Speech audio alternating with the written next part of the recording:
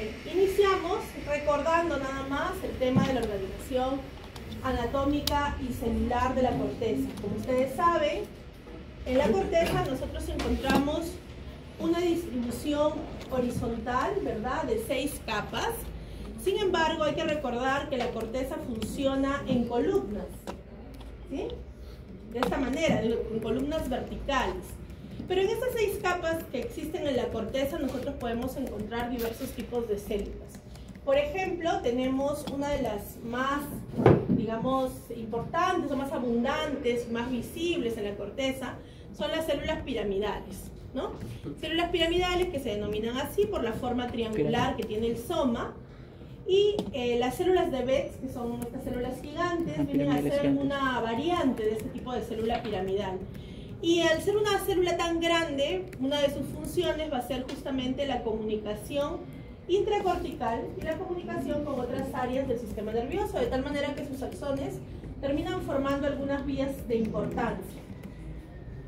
¿Qué otro tipo de células encontramos? Encontramos también la denominada célula estrellada o granulosa, ¿no? Cualquiera de los dos nombres puede recibir, que va a ser una célula de tamaño pequeñito y que generalmente va a tener sinapsis cercanas con las células adyacentes.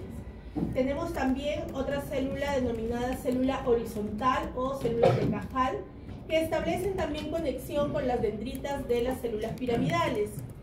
Encontramos a las células fusiformes, que se van a encargar de formar fibras de proyección, de asociación o fibras comisurales, y las células de Martinotti, que también las describen como unas células multipolares ubicadas en las diversas capas de la corteza. ¿Cuántas capas tiene la corteza? 6, ¿verdad? Estas 6 capas se denominan capa molecular, capa granulosa externa, la piramidal externa, la granulosa interna y la piramidal interna, ¿verdad? ¿Qué debemos recordar? Que estas 6 capas, si bien están presentes en toda la corteza, no en todas las áreas tienen el mismo espesor, ¿no? ¿Por qué? Porque de acuerdo a las áreas de especialización que tenga una determinada zona de la corteza, también habrá ciertas capas que predominen por sobre otras.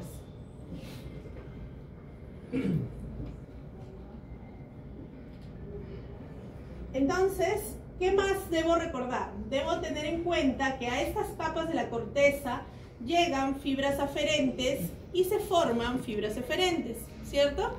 ¿Qué fibras aferentes? Por ejemplo, todas las talomocorticales, también las córtico-corticales, ¿verdad? Porque hay conexiones dentro de la misma corteza. Y fibras eferentes, o sea, que salen de la corteza y se van, como ustedes ya conocen, a los núcleos subcorticales, se pueden ir al tronco, se pueden ir al medio, ¿verdad? Esto ya ustedes lo conocen. Muy bien.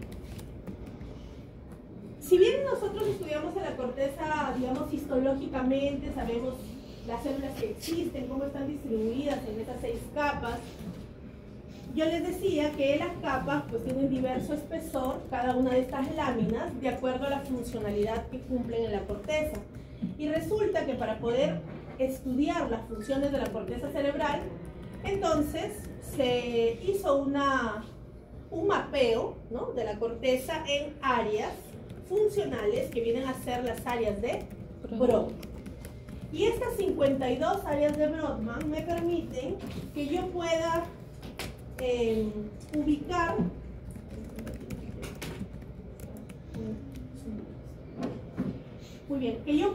ubicar determinadas funciones. Ojo, hay que considerar que in vivo no es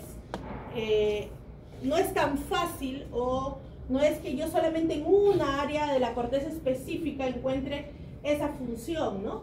Sino que obviamente ustedes saben que las zonas distintas de la corteza están interconectadas y puedo encontrar pues estas áreas no tan delimitadas como estamos viendo aquí en el mapa. Muy bien, entonces, las áreas de Brodmann pueden ser áreas primarias, áreas secundarias y áreas de asociación, ¿verdad? Entonces, esto es lo que yo les he Lo que les he tratado de hacer es empezar a colocarles algunos conceptos básicos, y vamos a ver tabla a tabla también todas las funciones que puede haber en corteza. Muy bien, entonces una de las cosas que me interesa que aprendan es por qué un área es primaria, por qué es secundaria y por qué es de asociación, ¿verdad? Parece básico, pero quizá no lo habíamos revisado. Entonces, ¿cuándo es un área primaria? Cuando procesa directamente un estímulo y las fibras que van a llegar ahí van a ser directas, ¿cierto? Muy bien. Por ejemplo, el área visual. Listo.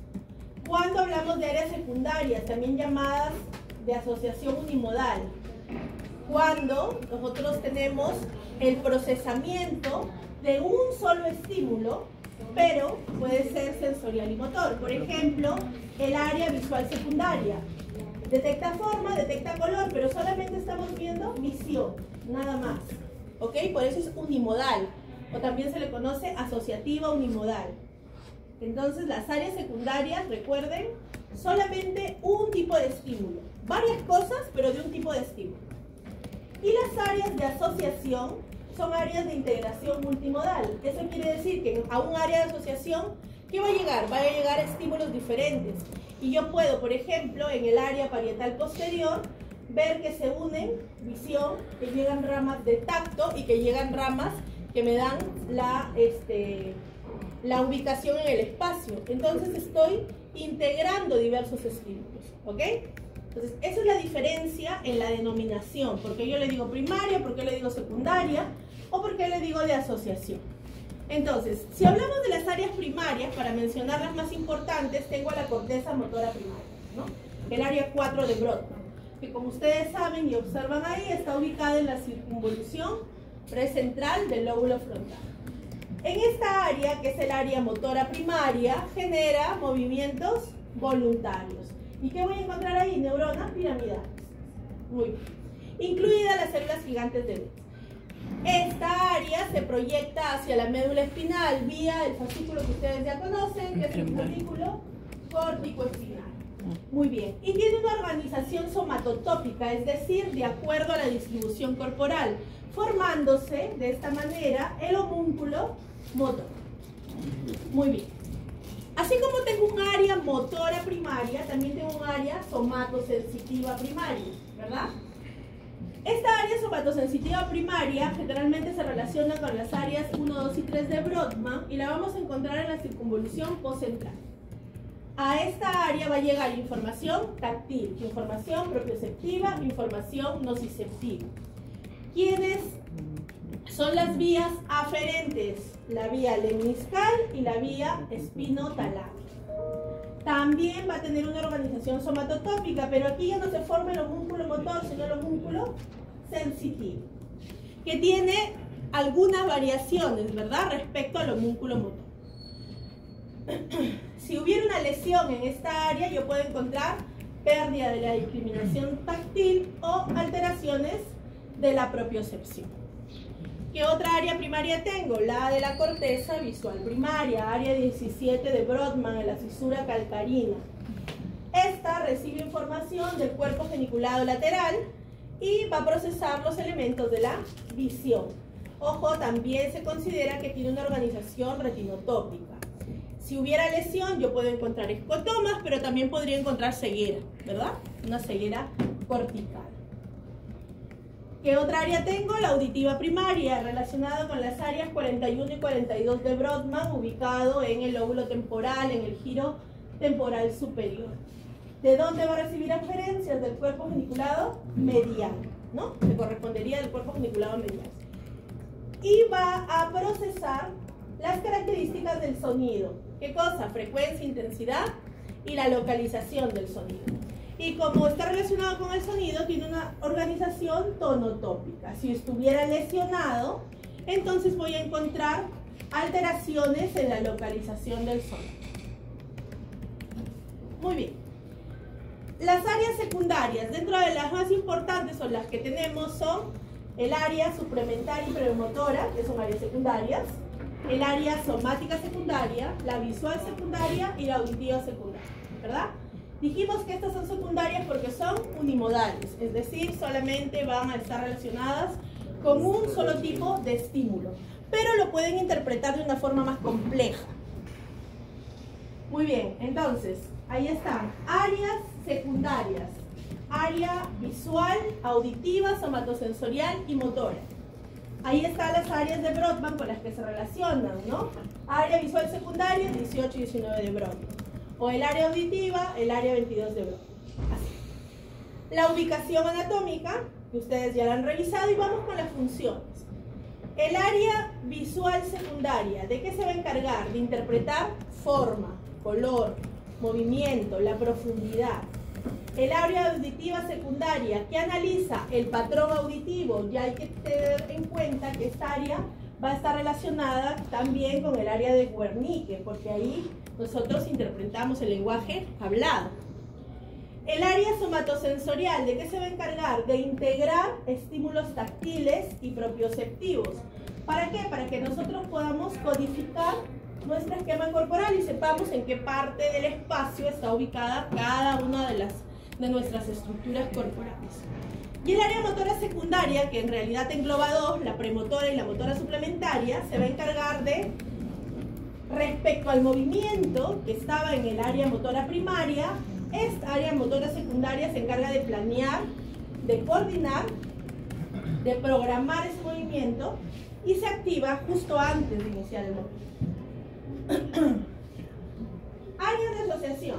Tenemos área de asociación prefrontal, el área de asociación parieto-occipito temporal y el área de asociación límbica. Estas áreas, hemos dicho, van a ser áreas multimodales. Van a recibir información de diferentes fuentes, pero no reciben estímulos directos, sino a través de otras zonas superiores de la corteza, ¿no? Entonces, tenemos al área prefrontal relacionada con las áreas de Brodmann 9, 10, 11, 12, 46 y 45. Va a estar ubicada en el lóbulo prefrontal y se va a encargar de coordinar las funciones ejecutivas, de planificar, de razonar, ¿verdad? Para nuestra toma de decisiones, y además se encarga del control de impulsos. Participa en la memoria de trabajo, esa memoria que es a corto plazo y que me permite recordar cosas útiles, pero por breves periodos de tiempo. No, para que logre estas funciones, pues tiene que integrar diversos estímulos, y además de todo esto lo relaciona o está regulando nuestra respuesta emocional. Entonces, si seleccionar el área prefrontal, yo voy a encontrar alteraciones del comportamiento, voy a encontrar alteraciones en el juicio, ¿no? Y voy a encontrar alteraciones en la capacidad de anticipar las consecuencias de una determinada acción. Muy bien, vamos con otra área de asociación. Ok, esta área, la área parieto-occipito temporal de asociación, tiene 4 funciones básicas: integración multisensorial, lenguaje, percepción espacial y reconocimiento de objetos y rostros.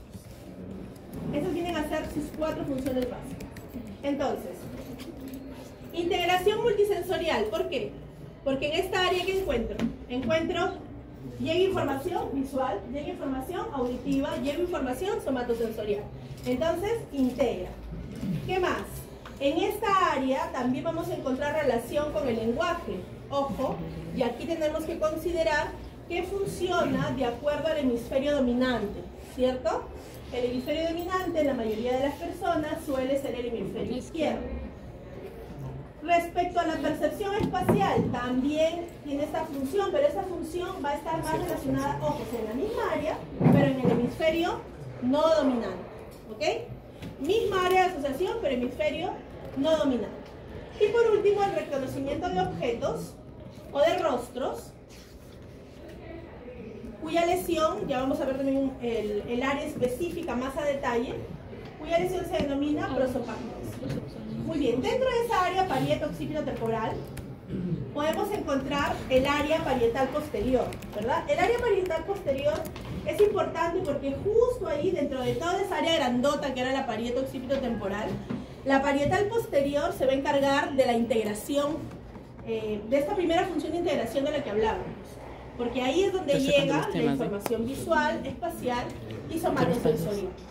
Muy bien, entonces esta área parietal posterior va a ser importantísima para lo que viene a ser la orientación espacial, que tú puedas coordinar la coordinación ojo-mano, ¿no? Y la percepción del esquema corporal. Si se lesionara esta área parietal posterior, podemos encontrar lo que se denomina agnosia espacial. ¿Qué quiere decir esto? Que es una que no puedes determinar cómo está tu esquema corporal, dónde está ubicado en el espacio que te rodea cada una de las estructuras de tu cuerpo. Muy bien. Dentro de la misma área que acabamos de hablar, nosotros también encontramos el área temporal de asociación. ¿Se acuerdan que se llamaba parieta occipito-temporal? No es un área grandota. Entonces aquí estamos como que en la subárea, vamos a decir. Entonces, esta área temporal de asociación la vamos a encontrar en el lóbulo temporal, pero en el lado lateral e inferior. Y esta área temporal de asociación es importante porque es específica para las funciones de memoria y por lo tanto, como es específica de la memoria, te permite que tú hagas reconocimiento visual y reconocimiento auditivo, porque recuerdas a qué está relacionado un determinado sonido o una determinada imagen, ¿no? Entonces, es importante para integrar estos estímulos complejos. ¿Qué otra área de asociación tengo? Tengo el área de asociación límbica. ¿Dónde está el área de asociación límbica? Está ubicada en el lóbulo frontal, en el lóbulo temporal.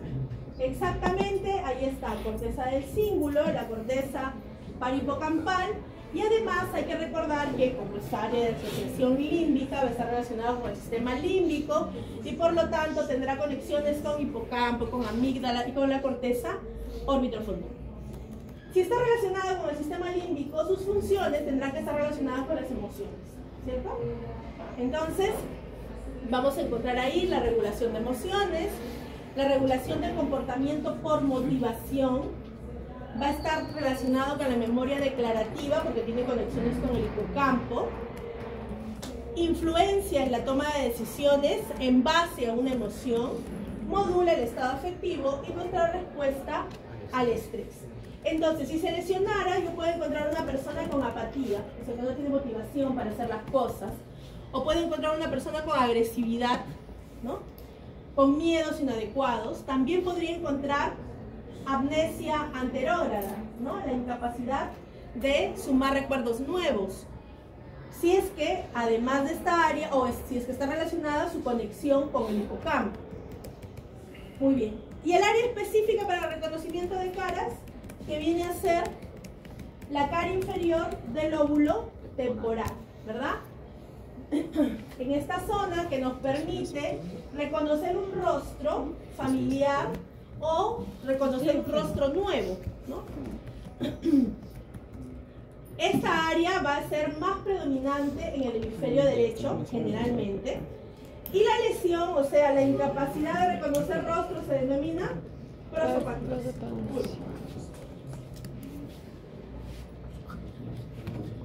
Bien, como les decía Guyton, la parte de corteza está dividida en funciones motoras, funciones sensoriales, 2 capítulos de una, 2 capítulos de otra y eso. Bueno, si hablamos de funciones motoras de la corteza, hay que recordar que la corteza participa de la función motora cuando yo quiero hacer un movimiento voluntario, ¿verdad? Por eso participa la corteza. Entonces, va a relacionarse con la intención del movimiento, con planificar el movimiento. Pero para que pueda llevar a cabo esta función, pues necesita fibras que se vayan a ejecutar el movimiento que queremos, pero también necesito retroalimentación somatosensorial para saber en qué parte está ubicada cada estructura del cuerpo, cómo están, digamos, nuestros músculos en contracción, en semicontracción, etc. Entonces necesito recoger toda esa información. Las funciones motoras de la corteza se relacionan con algunas áreas específicas que ya las hemos mencionado, pero que se las he vuelto a colocar para poder delimitar su función precisa. Por ejemplo, la función motora se relaciona obviamente con la corteza motora primaria, ¿verdad? ¿Dónde decíamos que está ubicada? En la circunvolución presentar. Y esta corteza motora primaria es la que va a ejecutar el movimiento voluntario. Por lo tanto, de ahí salen las neuronas que se van a ir hasta la médula espinal y que forman la vía córtico-espinal. ¿Cuáles son las células de esta parte de la corteza? Las células gigantes de Lenz. Muy bien. En esta corteza motora primaria, cada parte de nuestro cuerpo tiene una zona específica, ¿no? Se refleja en esta área. Es lo que se denomina el homúnculo motor. Si se lesionara la corteza motora primaria, yo puedo tener paresia o puedo tener parálisis. Pero esta será contralateral, ¿verdad? Porque la vía que baja decusa. Perfecto. La corteza premotora y motora suplementaria también hemos dicho que son parte de la función motora de la corteza. Pero ¿qué hace cada una de ellas? La corteza premotora se va a encargar de los movimientos guiados por estímulos externos. ¿Ok? O sea, cómo yo reacciono o hago un movimiento, pero en relación a los estímulos externos. Y además de la coordinación bimanual. O sea, que yo pueda coordinar el movimiento de mis dos manos. La motora suplementaria se va a encargar de los movimientos autoinducidos, es decir, lo que yo quiero hacer. ¿Se entiende? La premotora es mi reacción, mis movimientos frente a un estímulo externo. La motora suplementaria es movimiento autoinducido, lo que yo quiero hacer. Por lo tanto, en esta área se van a encargar de darse la secuencia de movimientos justamente en busca del objetivo que yo quiero lograr. Y también se va a encargar de la coordinación bilateral de los movimientos del cuerpo. ¿Ok? Ambas se relacionan obviamente con la corteza motora primaria.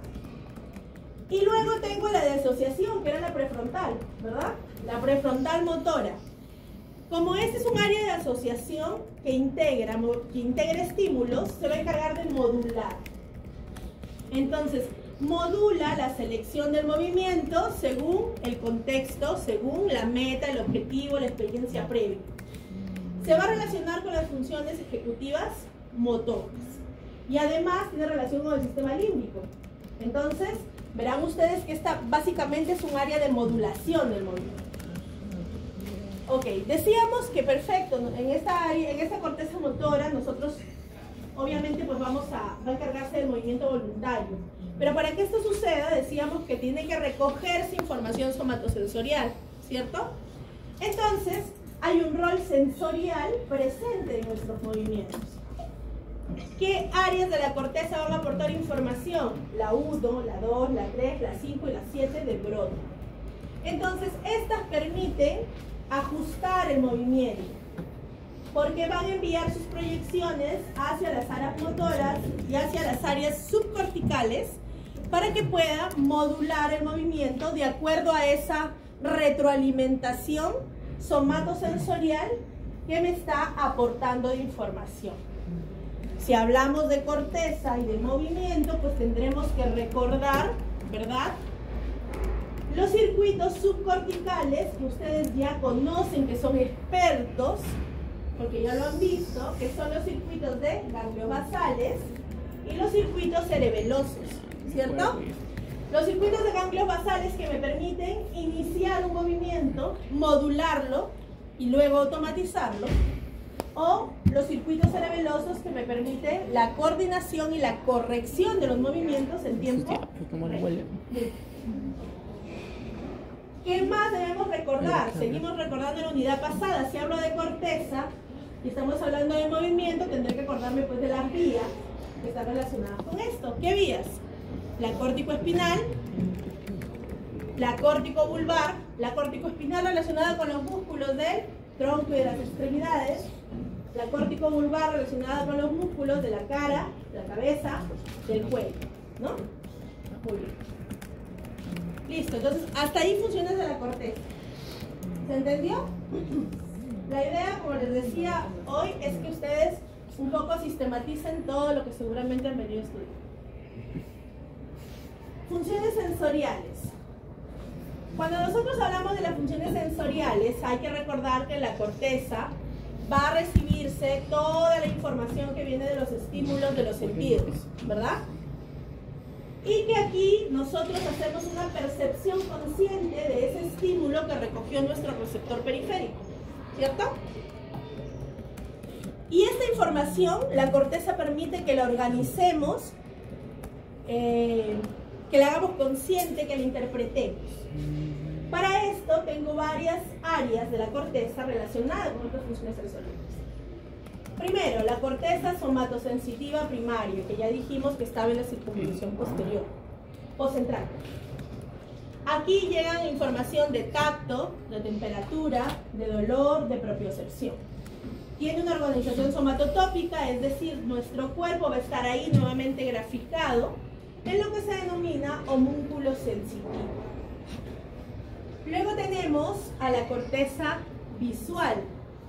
La corteza visual que va a detectar contornos, luz, y eso es el color, que es la corteza visual primaria.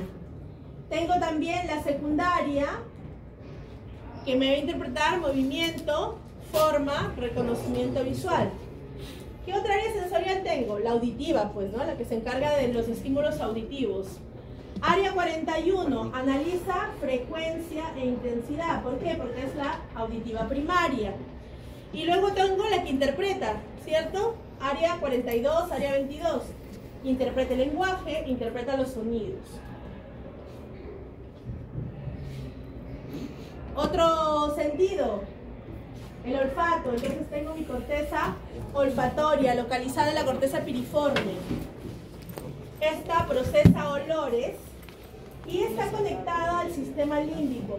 Y es importante esta conexión con el sistema límbico porque permite la memoria emocional. Y entonces esto nosotros lo hemos podido dar cuenta cuando, por ejemplo, pasa una persona a tu lado y de repente esa persona lleva un perfume y te acordaste. ¿De qué te acordaste? De su ex, dice, no. Se acordó de su ex. ¿Por qué? Por la memoria emocional relacionada al olfato, que también está en esta zona, ¿no? Por eso, ahí ustedes se pueden dar. ¿Qué otro sentido tengo? El gusto, ¿cierto? Entonces también tengo una corteza gustativa. ¿A dónde llegan los estímulos del gusto? A la ínsula anterior y al opérculo frontal. Entonces ahí se van a procesar los sabores. Y va a recibir señales ¿de dónde? Pues del facial, del glosofaringeo, del vago, ¿no? ¿Qué otra corteza tengo que está relacionada con esta función sensorial? La corteza vestibular, porque va a participar en lo que es el equilibrio y la orientación espacial. Generalmente va a estar ubicada, o la parte de la corteza que está relacionada con esto, son las áreas parietales. Tenemos también el área de asociación sensorial multimodal, que era esa grandota, la parieto occipito-temporal, que integra visión, audición y tacto. Muy bien. Entonces, decíamos que yo tenía una función motora de la corteza, una función sensorial de la corteza, ¿verdad? Esta función motora, nosotros podemos, digamos, visualizarla gracias a este reflejo de las distintas regiones del cuerpo en la zona de la corteza. Y lo mismo sucede con la parte sensorial. Y a esta distribución, que es bastante parecida pero tiene ciertas diferencias, nosotros le denominamos homúnculo, ¿verdad? Y podemos encontrar entonces un homúnculo motor y un homúnculo sensitivo. Y ahí están las diferencias, ¿no? Ahí se puede observar claramente la diferencia. El homúnculo motor, obviamente, pues está en el área precentral. ¿Cuál es la función del homúnculo motor? Movimiento, ¿no? Movimiento. La representación corporal va a estar basada en la precisión del control motor. Eso quiere decir que las áreas que requieren mayor precisión de movimiento van a tener más región. Por ejemplo, ahí vean a nuestro amigo que refleja el homúnculo motor. ¿Qué tiene gigante? Las manos, ¿no? Las manos. ¿Qué más? La boca, la lengua, ¿no? Esas son zonas que van a estar, que yo les necesito que tengan mayor precisión de movimiento y por lo tanto ocuparán mayor área. Muy bien. Los tipos de neuronas involucradas. Las motoneuronas superiores. ¿Cómo se organiza? Es una organización somatotópica y es contralateral, ¿cierto? Contralateral, porque las fibras decusan. Entonces, si se lesiona, pues obviamente va a haber una afección del movimiento del lado contrario. El homúnculo sensitivo, ubicado en la circunvolución postcentral, se va a encargar de la percepción consciente de los estímulos somáticos de nuestro cuerpo. Y la representación va a estar basada no en la precisión de movimiento, sino en la densidad de receptores. Si tengo áreas que tienen mayor cantidad de receptores sensoriales, entonces van a tener una mayor área en el homúnculo. ¿Ok? Por ejemplo, aquí pueden observar la región genital. Miren el homúnculo motor, la región genital. No hay. Miren el homúnculo motor, la región genital, por la cantidad de receptores, ¿no? Muy bien, no lo miran. Los que no miran tienen que hacer caso. Igual la organización es somatotópica contralateral. Contralateral porque acuérdense que las fibras decusan. Muy bien. Ya lo ven cuando les pase las diapositivas. Ahí. Ok, entonces hemos visto funciones motoras, hemos visto funciones sensoriales, perfecto, pero no son las únicas. También tenemos funciones cognitivas, ¿cierto? Y funciones emocionales. Funciones cognitivas como el lenguaje, porque yo puedo identificar en la corteza un área de expresión del lenguaje, que es el área de Broca, y un área de comprensión del lenguaje, que es el área de Wernicke. También tengo las funciones ejecutivas, ¿verdad? Que van a estar ubicadas en el lóbulo prefrontal. La memoria es una función cognitiva. Y las emociones, debido a la integración que tiene con el sistema límbico. Entonces, si hablamos de lenguaje, decíamos que tenemos estas dos áreas principales. Broca, que es el área 44 y 45 de Brodmann, y Wernicke, que es el área 22 de Brodmann. Broca está ubicado en el hemisferio dominante, en el giro frontal inferior. Y Wernicke también está predominante en el hemisferio dominante, en el giro temporal superior. ¿Ya le hice tu candela? ¿Ok? Entonces, Broca está en el lóbulo frontal, Wernicke está en el lóbulo temporal. Muy bien. ¿Cuáles son las funciones? Chicos, por favor, silencio. El área de Broca se encarga de producir el lenguaje hablado, la articulación del lenguaje. Y también del lenguaje escrito, ¿verdad? Si se lesiona esta área, encontramos la fascia de Broca. Y el área de Wernicke va a estar ubicado en el lóbulo temporal y se encarga de la comprensión del lenguaje hablado y del lenguaje escrito. Y su lesión me causa la fascia de Wernicke. Muy bien. Pero ojo, no son las únicas áreas implicadas en el lenguaje, ¿cierto? Hay otras estructuras, por ejemplo, el fascículo arqueado. Obviamente, súper importante, ¿por qué? Porque conecta el área de Broca con el área de Wernicke. Entonces, va a tener como función transmitir la información lingüística para que pueda haber una relación entre lo que tú comprendes y lo que tú expresas, ¿verdad? Para que pueda existir esa relación. Si no hubiera fascículo arqueado, entonces va a haber una fascia de conducción y yo puedo verlo con mi paciente porque no va a poder repetir una palabra. Yo le digo, le doy la palabra, le pido que la repita y no la va a poder repetir. Muy bien. ¿Qué otras áreas están relacionadas con el lenguaje? Las áreas de asociación temporal y parietal. ¿Por qué? Porque nosotros necesitamos información. ¿Qué había en las áreas de asociación temporal y parietal? ¿Quién llegaba por ahí? Sí, ¿por qué se relaciona con el lenguaje? ¿Por qué creen que se puede relacionar con el lenguaje? Porque es el área visual y auditiva. Entonces, ¿de qué estoy hablando? ¿Cómo puedo pensar que solamente Broca y Wernicke participan del lenguaje? ¿Y cómo escucho lo que me hablan? ¿Verdad? ¿Cómo escucho? ¿Cómo hablo? ¿Cómo genero sonido? ¿O cómo leo si no miro? Entonces, obviamente, necesito información de otras áreas. Entonces, tengo las áreas de asociación temporal y parietal. Y esta función va a estar relacionada con la lectura, la escritura, la integración visual y auditiva con el lenguaje. Si hubiera lesión en estas áreas que tengo, alexia, agrafia o dislexia. Muy bien. Otra función, hemos dicho, dentro de estas cognitivas, tengo las funciones o funciones superiores de la corteza. Tengo las funciones ejecutivas que son propias de la corteza prefrontal y permite que nosotros coordinemos aspectos cognitivos, afectivos y motivacionales. Los cognitivos, a ver, la corteza prefrontal yo la puedo dividir en regiones, ¿verdad? Los procesos cognitivos o los aspectos cognitivos van a estar relacionados con la región dorsolateral, los afectivos con la orbitofrontal y los motivacionales con la ventromedial. Estas regiones se van a relacionar también con áreas subcorticales. ¿Por qué? Porque acuérdense que estamos diciendo que se relaciona con comportamiento, con emociones. Por lo tanto, tiene que tener conexión con el sistema límbico. Por lo tanto, va a tener relación con amígdala, ¿verdad? Pero además con el tálamo, con los ganglios basales para poder ejecutar las respuestas. Entonces, ¿cuáles son las funciones ejecutivas? ¿O qué cosa es lo que va, cuál es la importancia de esta corteza prefrontal? Que me permite, por ejemplo, que yo pueda tener autocontrol de impulsos, ¿verdad? Que yo pueda solucionar una situación problemática. Mi pensamiento crítico está ahí en el área prefrontal.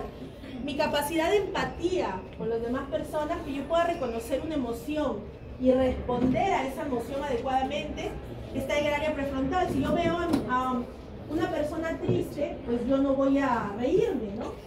Sino que guardaré cierta seriedad. Esa respuesta empática, o se supone, que está bien su lóbulo prefrontal, o su corteza prefrontal. Entonces, esa respuesta empática está aquí, ¿no? Aprender de la experiencia también es acá, función ejecutiva. Planificar tu futuro. Yo qué quiero hacer más adelante, qué haré cuando termine mi carrera, qué me permite proyectarme al futuro. La corteza prefrontal, me permite organizarme. Tengo examen de fisiología el lunes, entonces voy a estudiar este tema el martes, el miércoles, el jueves, el viernes, para llegar con fe a mi examen de lunes. Eso es corteza prefrontal, ¿ok? Muy bien. Yo tengo fe que la doctora no va a poner. Y acá se las he desglosado, digamos, con más detenimiento. ¿Por qué? Porque todo esto está ahí en la revisión de la bibliografía que ustedes tienen, ¿no? Entonces le he tratado de sistematizar de tal manera que ustedes lo puedan relacionar. Por ejemplo, corteza prefrontal dorsolateral. ¿Con qué se relaciona? Con la memoria de trabajo, con el razonamiento lógico, con la resolución de problemas. La órbita frontal, ¿con qué se relaciona? Con la regulación emocional, toma de decisiones, control de impulsos. La ventromedial se relaciona con el juicio moral, el comportamiento social. La corteza anterior del cíngulo, ¿con qué se relaciona? Con el monitoreo del conflicto, con la toma de decisiones bajo presión, la detección de errores. La parietal posterior, con la atención espacial. La corteza insular anterior, con la conciencia interoceptiva, o sea, de tu propio ser. La regulación emocional, la empatía. Muy bien, otra función importante de la corteza es memoria, ¿verdad? Entonces, la memoria va a estar relacionada con la corteza, pero también con estructuras subcorticales, ¿verdad? Como el hipocampo. Para que nosotros toda la información que ingresa la podamos codificar, almacenar gracias a un proceso de consolidación de la memoria y luego la podamos recuperar cuando queremos. Entonces, ¿qué áreas de la corteza se relacionan con la memoria? Tenemos, por ejemplo, la corteza prefrontal. Y decíamos que esa área, ¿por qué? Por la memoria de trabajo, que es una memoria a corto plazo que me permite que yo pueda guardar información y utilizarla rápidamente. Esta corteza prefrontal va a intervenir en la selección y en la organización de estos recuerdos, pero no actúa solita, sino que coordina con la corteza parietal y con la corteza temporal. La corteza temporal medial, ¿con qué se relaciona? Se va a relacionar con la codificación inicial de una memoria episódica, el ingreso de esa información. Por eso les he colocado ahí que es la puerta de entrada hacia el hipocampo. ¿Ok? La corteza parietal posterior. Esta corteza es importante, pero más bien para la recuperación de las memorias. ¿Ok? Recupera memorias episódicas y facilita el recuerdo en un contexto espacial.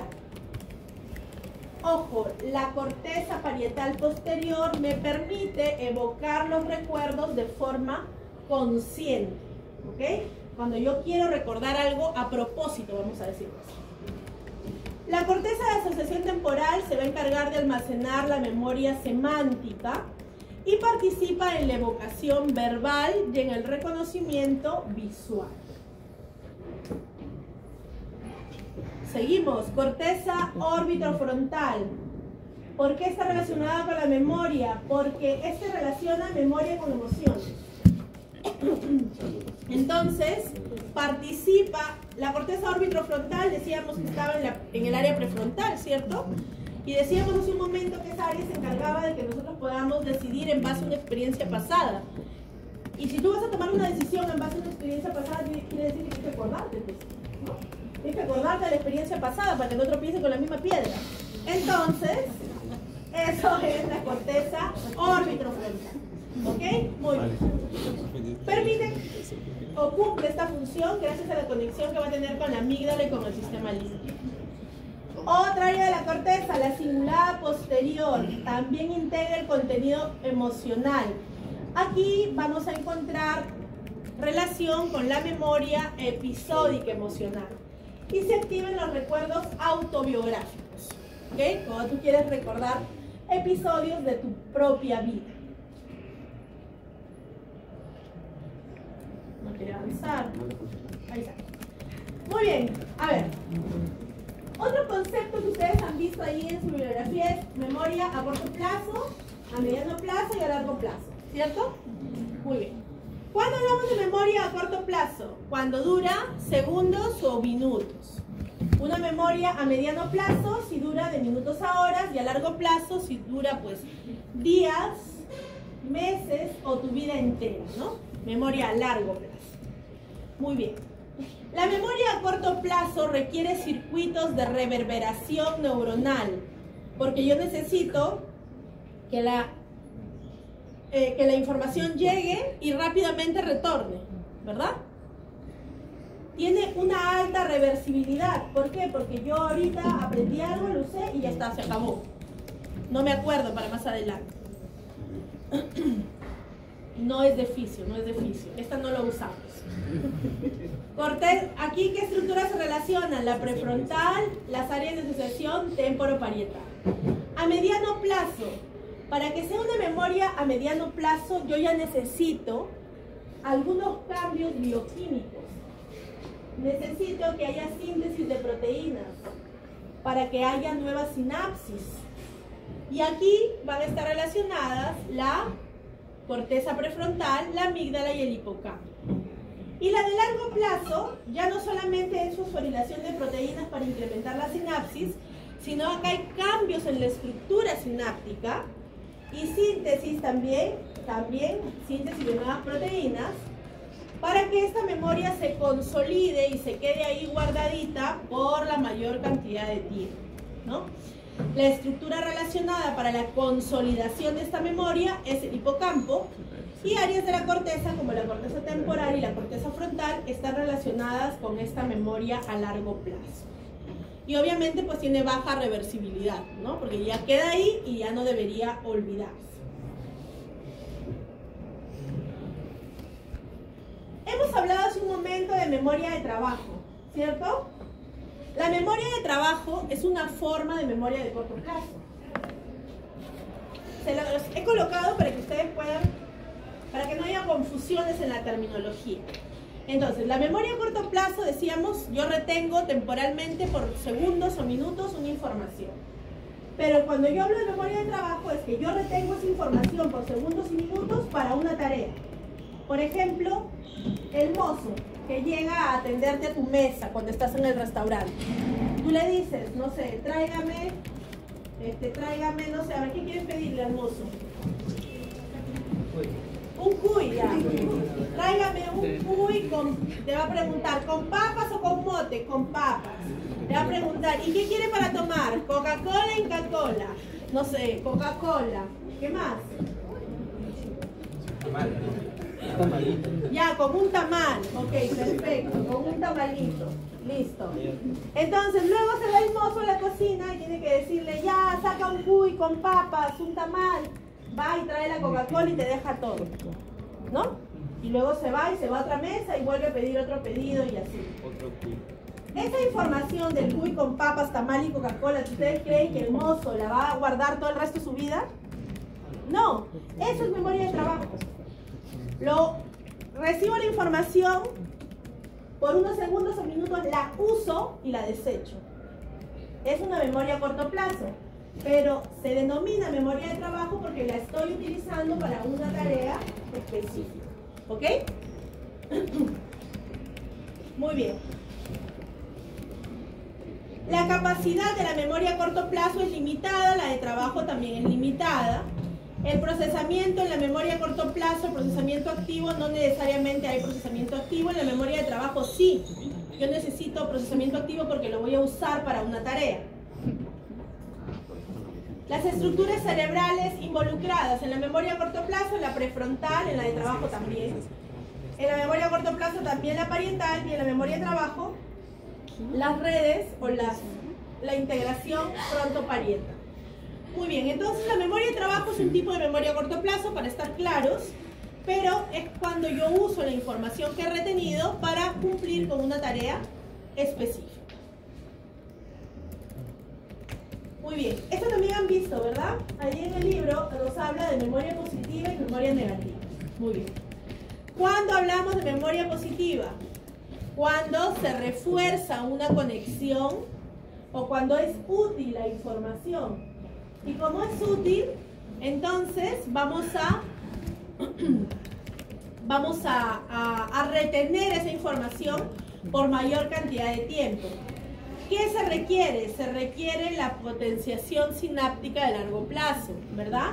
En cambio, las memorias negativas me sirven ¿para qué? Para eliminar información inútil. O sea, yo necesito, memoria positiva es para que se quede la información, vamos a decirlo así. Y memoria negativa es para desechar la información, ¿ok? Por ejemplo, nos dice, una memoria positiva es si yo quiero aprender a usar un teclado, tengo que recordar dónde están ubicadas una de las letras. O una memoria negativa es si yo estoy expuesto a un ruido constante y estoy haciendo una determinada tarea, llega un momento que olvido el ruido, ¿no? Pareciera que se acabó, pareciera que dejó de sonar el ruido, porque estoy concentrada en mi tarea. Esa eliminación de ese tipo de información es un tipo de memoria negativa. Muy bien. Otro tipo de memoria que ustedes han visto ahí, que también menciona la bibliografía, la declarativa y la procedimental. A la memoria declarativa también se le denomina memoria explícita y a la procedimental se le denomina memoria implícita. La memoria declarativa es una memoria consciente, o sea, es algo que tú quieres recordar y lo expresas, ¿ok? Por ejemplo, si yo te digo, ¿quién descubrió América? Cristóbal Colón, dicen todos. Esa es memoria declarativa, ¿ok? Esa es memoria declarativa. Muy bien, entonces, las estructuras clave para esta memoria son el hipocampo, la corteza temporal, la corteza prefrontal, me permite recordar fechas, lugares, conceptos. En cambio, la memoria procedimental más bien está relacionado con una actividad motora, haber aprendido, por ejemplo, a manejar bicicleta. Tú aprendiste de niño, manejabas bicicleta, de ahí te fuiste a estudiar medicina, nunca más cogiste la bicicleta por 7 años, terminas, te fuiste a hacer tu serum, ahí a la punta del cerro y tenías que irte en bicicleta al caserío, entonces te dicen, doctora, ahí hay una bicicleta. Y tú dices, ah no, yo sí sabía manejar. Te subes a la bicicleta y manejas bicicleta, a pesar de que no lo has hecho muchos años, ¿no?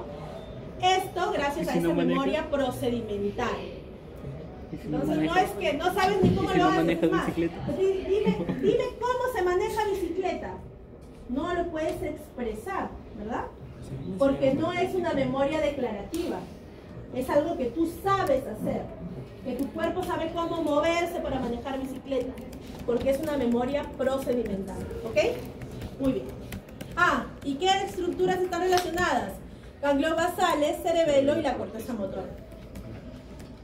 Muy bien, entonces decíamos que para que una información que llega a nosotros pase de ser una memoria de corto plazo, que sería una información reciente que está por ahí inestable, queremos que se transforme en una memoria estable, duradera, ¿no? Que se quede ahí para poder recordarla después, necesita pasar esa información por algunas etapas. Primero, cuando ingresa, es una etapa de codificación, es lo inmediato. Y la estructura involucrada es el área de la corteza que corresponde. Luego viene una etapa de consolidación inicial, que ya puede durar horas o días. Y esta información, para que se consolide, se va hacia el hipocampo. Pero en el hipocampo todavía es una memoria a corto plazo. Es una memoria frágil, digámoslo así. Luego viene una etapa de consolidación sistémica, es decir, ahí ya se va a quedar por semanas, por años. Esta información tiene que haberse regresado, tiene que haber salido del hipocampo y tiene que haber ido hacia las cortezas de asociación. ¿Ok? Y ahí ya tenemos consolidada nuestra información. Si falla este proceso de consolidación de memorias, entonces pues no vas a recordar, ¿no? Porque las memorias no se van a almacenar adecuadamente.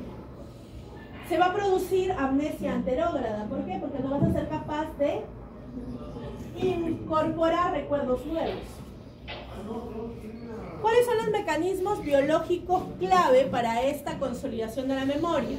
Algo de lo que ya hemos hablado, la potenciación a largo plazo, ¿no?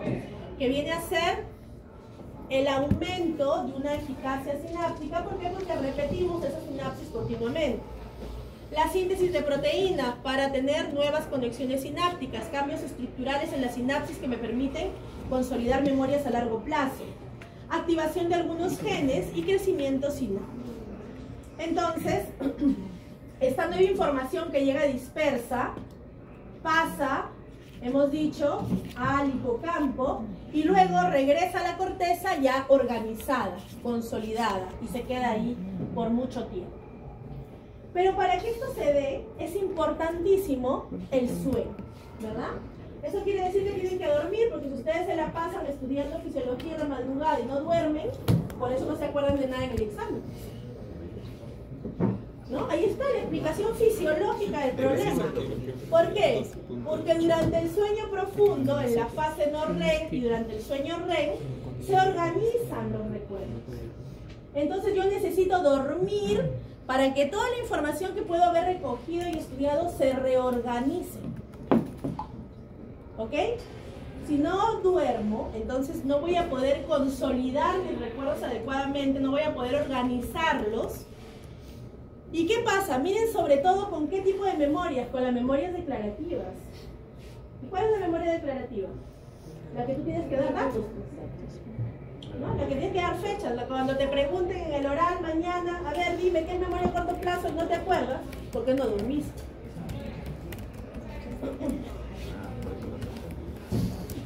Muy bien. Me parece que me faltó una diapositiva acá, a ver. No, más adelante. Ya. Ok, dominancia cerebral.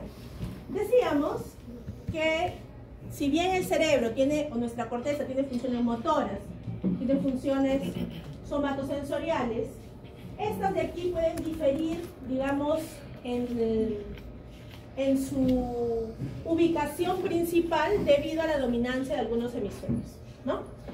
En la mayoría de las personas el hemisferio dominante es el hemisferio izquierdo y el no dominante suele ser el derecho, ¿verdad? El hemisferio izquierdo, ¿con qué lo relacionamos? Lo relacionamos con la parte,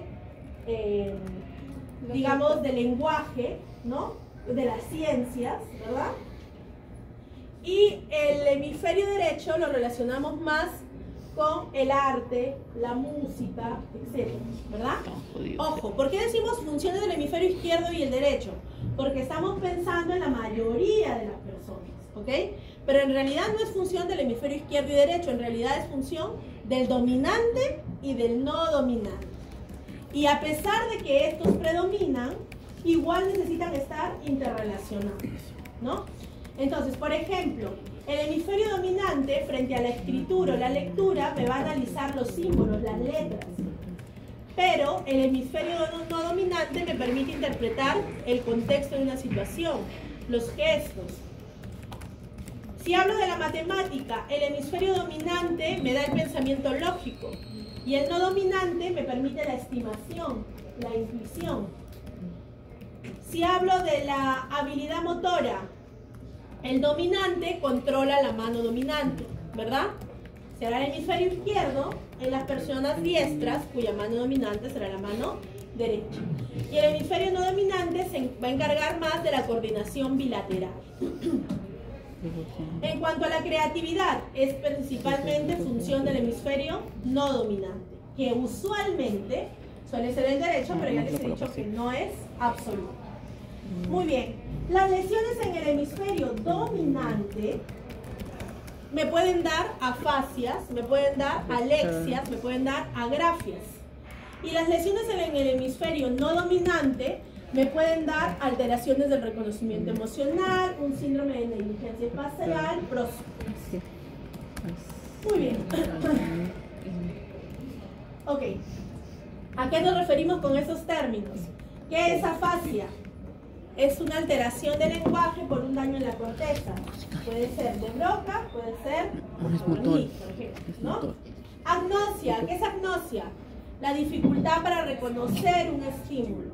Apraxia es la dificultad o problema en ejecutar un movimiento complejo, ¿no? Que requiera un suceso de tareas, una sucesión de tareas. Epilepsia también es un problema clínico de la corteza, sí. Nosotros encontramos epilepsias focalizadas, ¿no? Movimientos involuntarios en una zona del cuerpo cuando hay una descarga anómala en la corteza. Y plasticidad cortical, que es importante para recuperarte después de una lesión, ¿verdad? Si se lesiona una parte de la corteza, si te sacan una parte de la corteza, está demostrado que puede el resto de tus neuronas adaptarse y por plasticidad asumir otra función. Muy bien, hemos hablado de corteza, hablemos ahora del sistema límbico. Cuando hablamos del sistema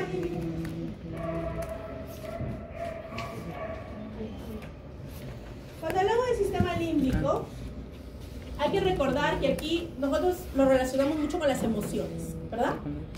Entonces, el procesamiento de estas emociones también se relaciona con la motivación, con la integración, hemos dicho, emoción-memoria, también, ¿verdad?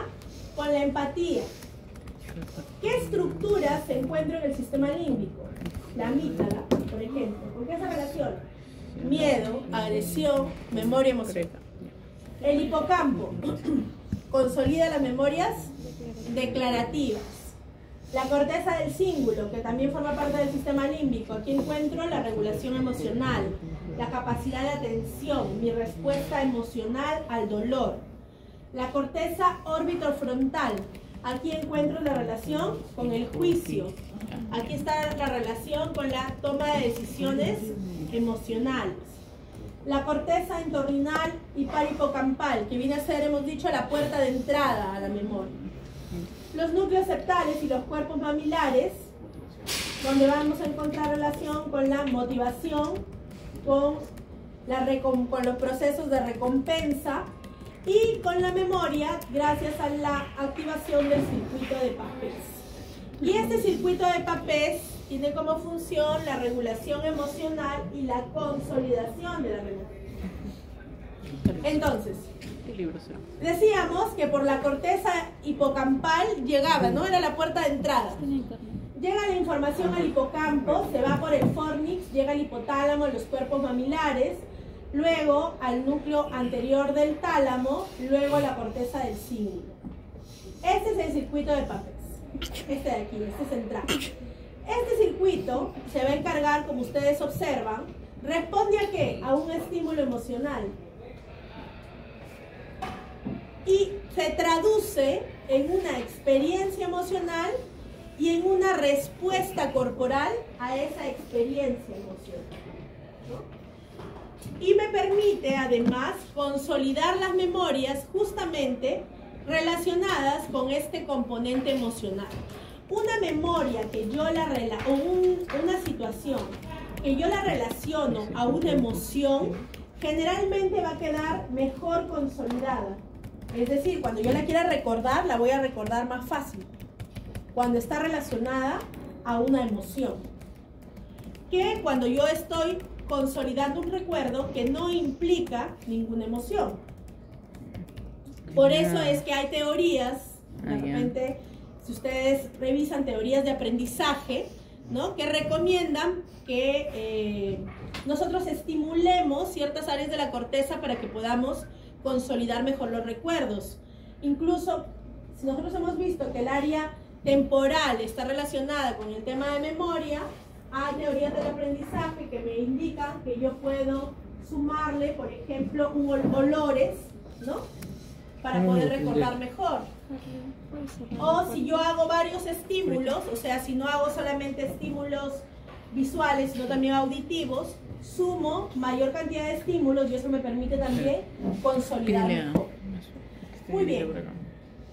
De acuerdo a estas funciones que hemos mencionado, si hubiera una lesión en la amígdala, ¿qué podría encontrar en mi paciente? Podría encontrar indiferencia emocional, o podría ser un paciente con mucha agresividad, con mucha ira, o con un miedo exagerado. Si se lesiona el hipocampo, ahí sí, amnesia anterora. Acuérdense que si se lesiona el hipocampo no puedo iniciar recuerdos, entonces amnesia anterora. Si hay una disfunción límbica general, pues yo puedo tener ansiedad, depresión, esquizofrenia, epilepsia temporal, etc. Muy bien. Dentro del sistema límbico, o en relación con el sistema límbico, también está el hipotálamo. Pero el hipotálamo tiene también otras funciones, ¿verdad? Es una estructura bastante compleja, a pesar de que es chiquitita, es una estructura súper compleja. Pertenece al diencéfalo y es un centro integrador. Y ahí vamos a encontrar diversas áreas o diversos centros que controlan varias funciones corporales.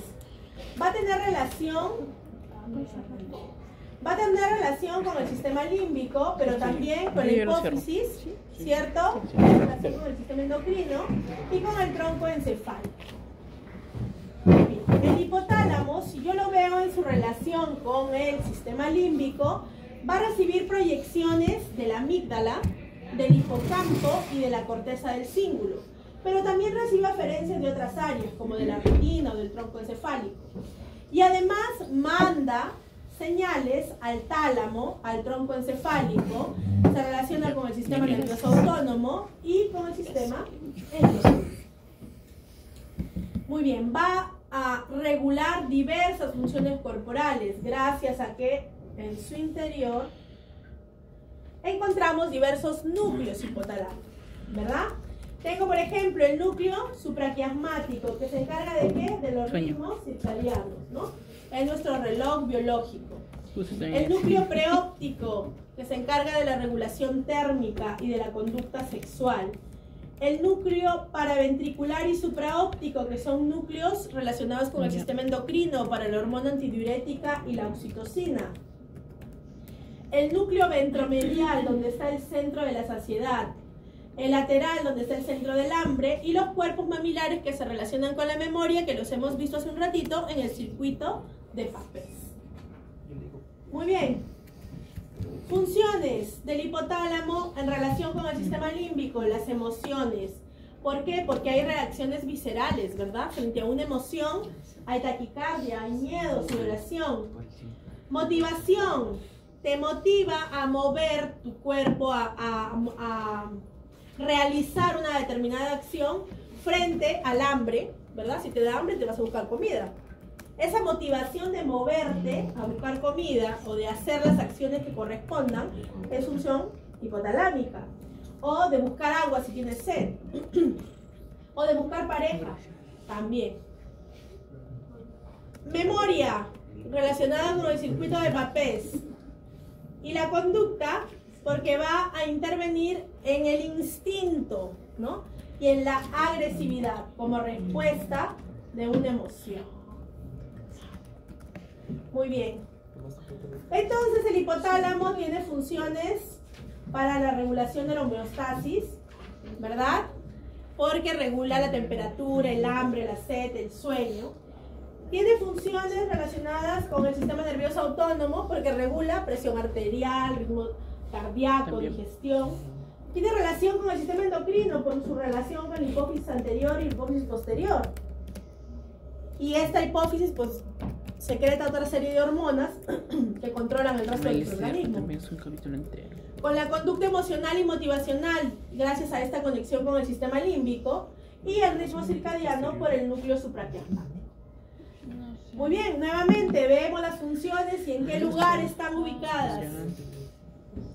A nivel cardiovascular, control de presión arterial, de frecuencia cardíaca, hipotálamo posterior y el hipotálamo lateral. Disminución de la presión arterial y de la frecuencia cardíaca, el área preóptica, la temperatura en el área preóptica, el agua corporal, el control del agua corporal, ya que te puede provocar sed o controla la eliminación del agua gracias a la hormona antidiurética. La sed en el hipotálamo lateral, la hormona antidiurética en el núcleo supraóptico.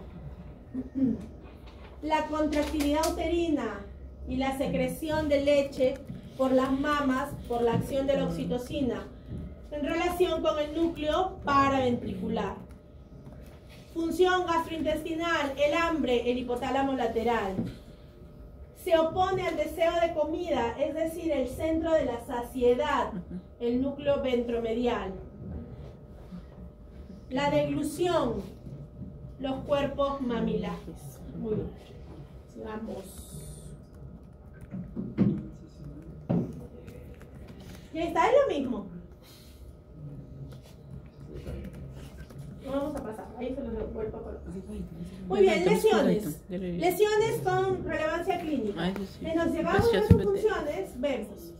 El núcleo ventromedial estaba relacionado con la ingesta de alimentos, entonces el síntoma será hiperfagia. Si la lesión está en el área lateral del hipotálamo, entonces inanición, pérdida del apetito. El hipotálamo, si la lesión está en el hipotálamo anterior, habrá hipertermia. Si está en el hipotálamo posterior, habrá hipotermia. Si la lesión está en el núcleo supraquiasmático, que regula el sueño y la vigilia, ¿qué habrá? Insomnio. Si la lesión está en el núcleo supraóptico, habrá diabetes insípida central. Si está en el área preóptica, habrá hipogonadismo. Si habrá lesiones en su conexión con el sistema límbico, habrá alteraciones emocionales, ¿no? Entonces, las funciones ahorita que hemos visto se pueden relacionar si hay una lesión con una expresión clínica en el paciente. ¿Ok? Hablemos un poquito más del sueño, que también está ahí en sus libros. El sueño es esencial para la homeostasis, ¿verdad? Ya dijimos que es esencial para la memoria, para el metabolismo, para la salud del cerebro. Nosotros tenemos ciclos de sueño y vigilia, que vienen a ser, o viene a ser nuestro ritmo circadiano. Y este ritmo circadiano se regula por la presencia de luz y oscuridad. Eso es lo que regula nuestro ritmo circadiano. ¿Ok? Y la hormona implicada es la melatonina. El sueño, nosotros lo podemos dividir en dos tipos de sueño, ¿verdad? El sueño no REM y el sueño REM. El sueño no REM tiene 4 etapas, ¿verdad? ¿Sí? Durante el sueño no REM, la frecuencia cardíaca disminuye, la presión arterial disminuye y la temperatura también disminuye, por eso jalas tu colchita, ¿no? Para que te abrigues en esta etapa. Y en esta etapa del sueño no REM, es la etapa de la restauración física de tu cuerpo, que estuvo agotado de todo el día, ¿no? En esta etapa se recupera y se consolida la memoria declarativa, esa que necesitas para expresar tus conocimientos. En el sueño REM, la actividad cerebral es similar a la vigilia y es el momento en el que soñamos, Esos sueños vívidos que podemos tener es en esta etapa del sueño REM. O donde se da la parálisis del sueño, también se da en esta etapa del sueño REM. En esta etapa la persona está durmiendo y yo veo movimientos oculares rápidos. Aquí se consolida la memoria emocional y la memoria procedimental. ¿Qué estructuras se relacionan con el sueño? Bueno, el núcleo supraquiasmático hemos dicho que es el reloj biológico, ¿no? Ritmo circadiano. Pero también tengo al núcleo preóptico ventrolateral. ¿Por qué? Porque este va a inhibir la vigilia. Por lo tanto, induce el sueño. ¿Ok? Induce el sueño, no REM. La formación reticular del tronco encefálico. Y este más bien promueve la vigilia. ¿Ok? Los núcleos pondinos relacionados con la generación del sueño, pero del sueño REM. Neurotransmisores relacionados con el sueño. El GABA. El GABA es importante en el inicio del sueño. La serotonina y la noradrenalina modula la transición entre las fases del sueño. La acetilcolina activa la corteza durante el sueño REM. Y la orexina, que va a estar presente en el hipotálamo lateral y que se va a encargar de mantener la vigilia. Muy bien, acá está todavía más detalles, los neurotransmisores. Tenemos en estado de vigilia los núcleos colinérgicos que usan acetilcolina, el locus coeruleus, noradrenalina, los núcleos del RAFE, serotonina. Todas estas estructuras están activas. En el sueño no REM, los núcleos colinérgicos usan acetilcolina, pero el estado es inactivo. El locus coeruleus, igual noradrenalina, el núcleo del RAFE, serotonina, pero en el sueño no REM están inactivos. En el sueño REM hemos dicho que son similares a la vigilia, están conectadas, están activas. ¿Quiénes? Por ejemplo, los núcleos colinérgicos de la unión pontoencefálica que usan acetilcolina, o los núcleos del RAFE, serotonina.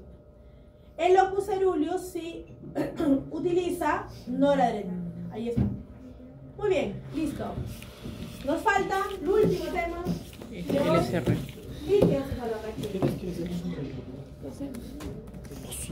Muy bien, este es un tema ya súper sencillito, ¿no? El líquido cefalorraquídeo, que viene a ser un fluido que protege el encéfalo y la médula espinal. Hay un volumen total de aproximadamente 150 mililitros y se produce 500 mililitros al día. Por lo tanto, se renueva pues, varias veces, de 3 a 4 veces durante el día. Su composición es similar al plasma, pero tiene menos proteínas, menos potasio, menos calcio, más sodio, más cloro y no hay células en el líquido cefalorraquídeo.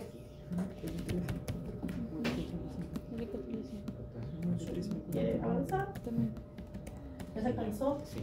Ahí está.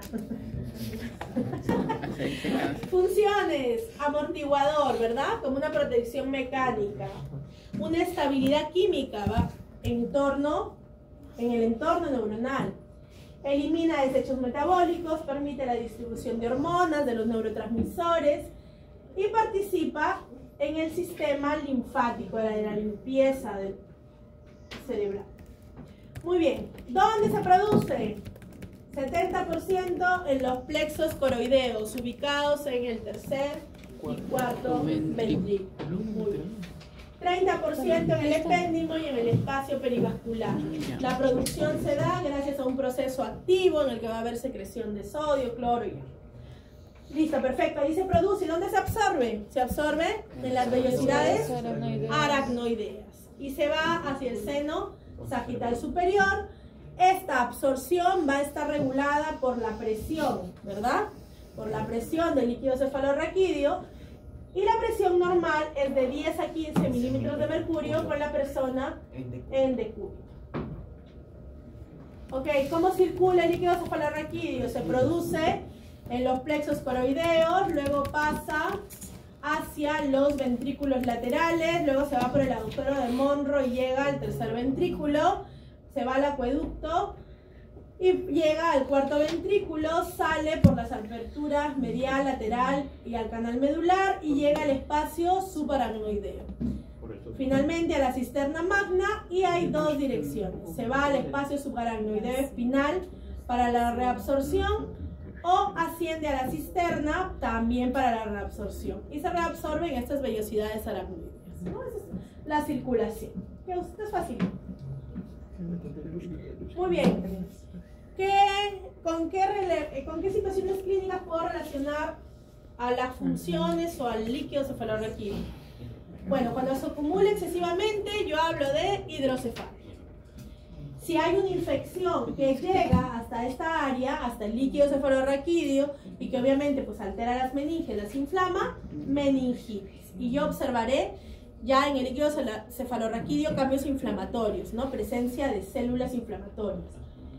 La punción lumbar, ¿por qué tiene relevancia clínica? ¿Por qué? Porque es la forma en la que yo puedo obtener líquido cefalorraquídeo para poder diagnosticar infecciones o para poder diagnosticar una hemorragia. ¿Qué más puede suceder? Hemos dicho que la acumulación excesiva es hidrocefalia, pero el aumento de presión en el líquido cefalorraquídeo, eso más bien se denomina hipertensión intracraneal. Muy bien, listo. Pregunta.